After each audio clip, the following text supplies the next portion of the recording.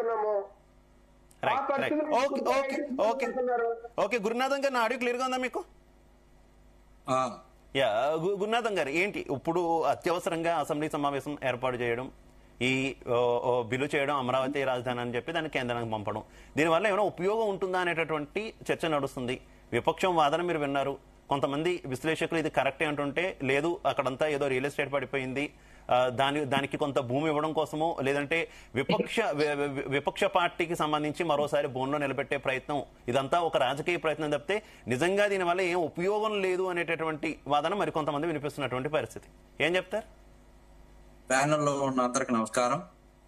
మంచి చర్చ పెట్టారు ఇవాళ, చాలా అద్భుతంగా ఉంది. ఇవాళ చాలా మంచి దినం, ఆంధ్రప్రదేశ్కి సంబంధించినటువంటి పర్వదినం. ఈ రాష్ట్ర వ్యాప్తంగా దేశవ్యాప్తంగా జరుగుతున్నటువంటి చర్చలో భాగంగా రాజధాని ఎక్కడ అని ప్రశ్న వచ్చినప్పుడు, అమరావతి రాజధాని అని చెప్పుకోలేని పరిస్థితుల్లో పాలనలో ఉన్నప్పుడు మనకి పొట్టి శ్రీరాములు గారు, అమరజీవి పొట్టి శ్రీరాములు గారు త్యాగం చేసి భాషా సంయుక్త రాష్ట్రాలు రావాలని చెప్పి 53లో మరి ఏ విధంగా వారు 56 రోజులు ప్రాణత్యాగం చేసి తీసుకొచ్చినటువంటి విధానం మనందరం కూడా తెలుసు. ఆ తర్వాత ఉమ్మడి మరి తెలుగు రాష్ట్రాలైనటువంటి ఏదైతే తెలంగాణ, ఆంధ్రప్రదేశ్, హైదరాబాద్ 56లో మరి రాష్ట్ర అవతరణ జరగటం, ఇవన్నీ కలిపి అప్పుడు ఆంధ్రప్రదేశ్ నష్టపోవటం, మరి గుంటూరులో హైకోర్టు బెంచ్ పెట్టడం, ఇవన్నీ మనం తీసుకున్న తర్వాత ఆ తర్వాత 2013 తర్వాత విడిపోయిన తర్వాత మనం కట్టుబట్టలతో బయటకు వచ్చేసి మరి అమరావతి ప్రాంతంలో రాజధాని పెట్టుకోవాలా, మనకంటూ ఒక రాజధాని కావాలా తెలుగు వారికి, ఆంధ్రప్రదేశ్కి అని ఒక నిర్ణయంతో చంద్రబాబు నాయుడు గారు ఆ రోజు తీసుకున్న నిర్ణయం. అదేవిధంగా కేంద్ర ప్రభుత్వం 2013లో బైఫికేషన్ ఆఫ్ తెలంగాణ ఆంధ్రప్రదేశ్ చట్టంలో ఉమ్మడి రాష్ట్రాలకి హైదరాబాదు తాత్కాలిక రాజధాని, అంటే రాజధానిగా ఒక 10 ఏళ్ళు ఉంటది, దాన్ని వాడుకోవచ్చు, ఎటువంటి ఇబ్బందులు ఉండవు, అక్కడ చాలా మంది స్టేక్ హోల్డర్స్ ఉన్నారు, సెటిలర్స్ ఉన్నారు, వాళ్ళకి చాలా ఇబ్బందులు ఉంటాయి, ఇక్కడి నుంచి అక్కడికి వెళ్ళేవాళ్ళు, అక్కడి నుంచి ఇక్కడికి వచ్చేవాళ్ళు ఉమ్మడిగా కలిసి ఉన్నాం కాబట్టి ఈ లోపల అమరావతి కన్స్ట్రక్షన్ చేసే లోపు ఈ యొక్క కార్యక్రమాన్ని ముందుకు తీసుకెళ్లడం కోసం హైదరాబాద్ కేంద్రంగా ఉండాలని చెప్పి చెప్పడం జరిగింది.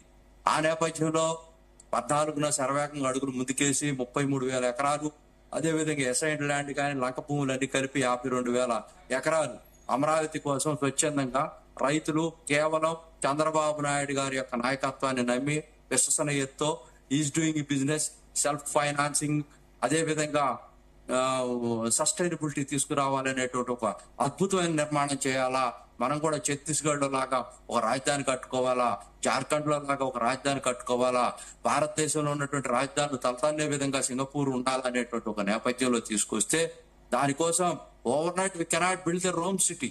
చాలా మంది వైఎస్ఆర్సీపీ వాళ్ళు అంటా ఉన్నారు, కోటేశ్వరరావు గారు అంటే స్వాగతిస్తా ఉన్నారు.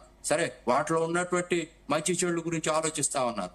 అమరావతి ఐరావతం లాంటిది, అక్కడ దేవతలు విరాజిల్లుతా ఉంటారు, దేవతలు తిరుగుతున్నటువంటి ఆ ప్రాంతం అమరావతి. మరి అటువంటి తిరుగుతున్నటువంటి ప్రాంతంలో మరి బురద ఉంటది. బురద ఎక్కడ లేదు? రాజమండ్రిలో ఉంటదా, లేకపోతే విశాఖపట్నంలో ఉంటదా, లేకపోతే విజయవాడలో ఉంటదా, లేకపోతే ఎక్కడ ఉంటదో బురద? బురద, రివర్ ఫ్రంట్ సిటీస్ చాలా రాజ్యాలు అభివృద్ధి చెందినవి. ఇవన్నీ మొగుడు కొట్టి మోసాలకు ఎక్కినట్టుగా, ఉట్టిగెగరలైన స్వర్గానికి ఎక్కినట్టుగా అడ్మినిస్ట్రేషన్ చేతగాక తీసుకునేటువంటి నిర్ణయాల్లో భాగంగానే లోపభూయిష్టంగా వైఎస్ఆర్ పార్టీ ఆ నిర్ణయాన్ని ఇప్పటికీ మార్చుకోలేదు. మేము ఒకటే అడుగుతా ఉన్నాం, వైఎస్ఆర్ పార్టీ యొక్క స్టాండర్డ్ ఇప్పటికైనా 3 రాజధానుల లేకపోతే ఒక రాజధాని చెప్పారు కదా గురునాథం గారు. ప్రజలు ఏం కోరుకుంటే అదే మా స్టాండ్ అంటున్నారు. ఆ రోజున జగన్మోహన్ రెడ్డి గారు బ్రహ్మాండమైన, ఒక్క నిమిషం ఆగండి, జగన్మోహన్ రెడ్డి గారు చాలా చారిత్రాత్మకమైన తప్పు చేశారు. 3 రాజధానులు బిల్లు పెట్టినప్పుడు, ఉద్యమం జరుగుతున్నప్పుడు అక్కడ అతను తీసుకున్నట్టు నిర్ణయాలు ఏంటో తెలుసా? ఉండండి, నేను చెప్పిన తర్వాత మీరు మాట్లాడండి. ఇజ్రాయెల్ గారు ఒక్క నిమిషం ప్లీజ్.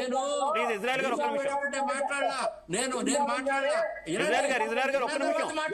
ఒక్క నిమిషం ప్లీజ్. తర్వాత మీరు మాట్లాడండి.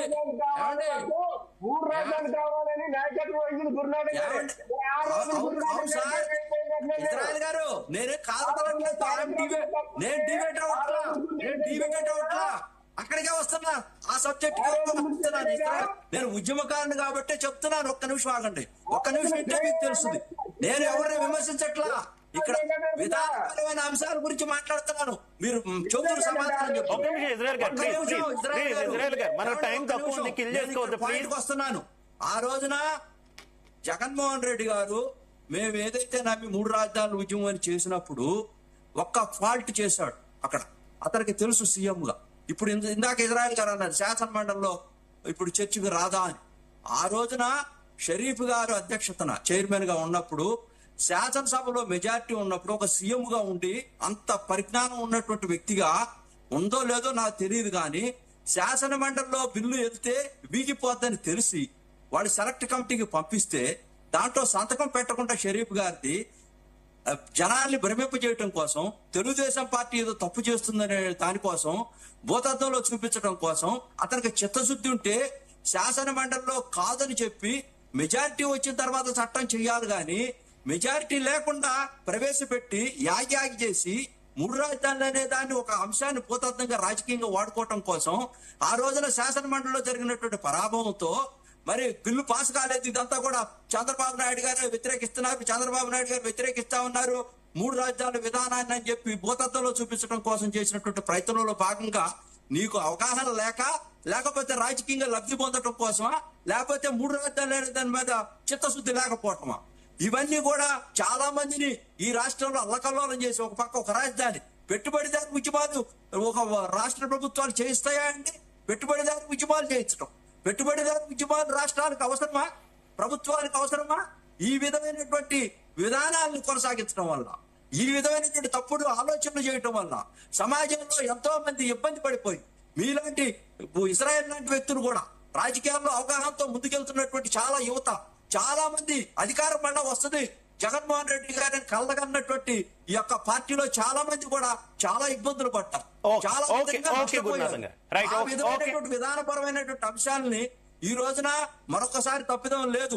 ఇవాళ తీసుకున్నటువంటిది రాష్ట్ర ప్రభుత్వానికి మాకు హక్కులు ఉంటాయండి. తెలుగుదేశం పార్టీ రాష్ట్ర ప్రభుత్వానికి డెఫినెట్ గా స్టేట్ నిర్ణయించేది హెడ్ క్వార్టర్, దాన్ని కేంద్ర ప్రభుత్వానికి ఇవ్వమని ఇందాక కోటేశ్వరరావు గారు అంటా ఉన్నారు.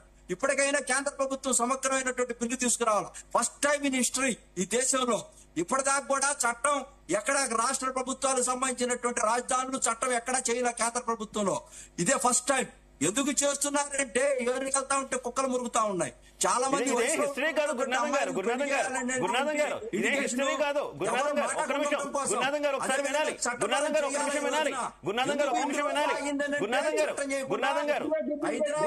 ఒక నిమిషం వినాలి, గురునాథం గారు ఇదే హిస్టరీ కాదు, ఇదే హిస్టరీ కాదు గురునాథం గారు, గురునాథం గారు ఒక నిమిషం వినాలి, మీరు వినాలి గురునాథం గారు, గురునాథం గారు నేను చెప్తుంది వినాలి.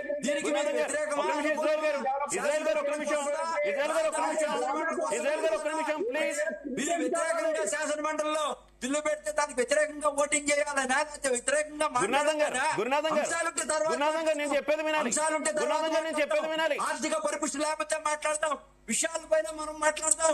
చంద్రబాబు నాయుడు గారు ఏం చేస్తున్నారు? గురునాథం గారు నేను చెప్పేది వినాలి మీరు. గురునాథం గారు వన్ సైడ్ వేళ చెప్పుకొని వెళ్ళిపోవడం కాదు, గురునాథం గారు చెప్పేది కూడా వినాలి, ఒక్క నిమిషం వినాలి. గురునాథం గారు ఇది ఏమి ఒక చారిత్రాత్మక నిర్ణయం అయితే ఖచ్చితంగా కాదని నేను చెప్తాను. ఎందుకు కాదు అంటే కేంద్ర ప్రభుత్వం తనంతట తాను రీఆర్గనైజేషన్ యాక్ట్ బిల్లుకి సవరణ చేసేటటువంటి అవకాశం ఉన్నా కూడా ఎక్కడా కూడా ఆ తరహాలో సవరణ చెయ్యకుండా రాష్ట్ర ప్రభుత్వానికి మళ్ళీ ఈ నిర్ణయాన్ని వదిలేసినటువంటి పరిస్థితి. రేపొద్దున ఎప్పుడైనా సరే ఏదైనా అవకాశం వస్తే ఆ రాష్ట్ర ప్రభుత్వం కోరింది కాబట్టి ఇప్పటికీ రాజధాని అంశంలో రాష్ట్రాలదే, ఏ ప్రభుత్వం ఉంటే ఆ ప్రభుత్వం అనేది తరహాలోనే కేంద్ర ప్రభుత్వం వ్యవహరిస్తుంది. మళ్ళీ రేపు పొద్దున్న వేరే రాష్ట్ర ప్రభుత్వం అసెంబ్లీలో తీర్మానం చేసి పంపితే దాన్ని కూడా మారుస్తారు. ప్రతిదీ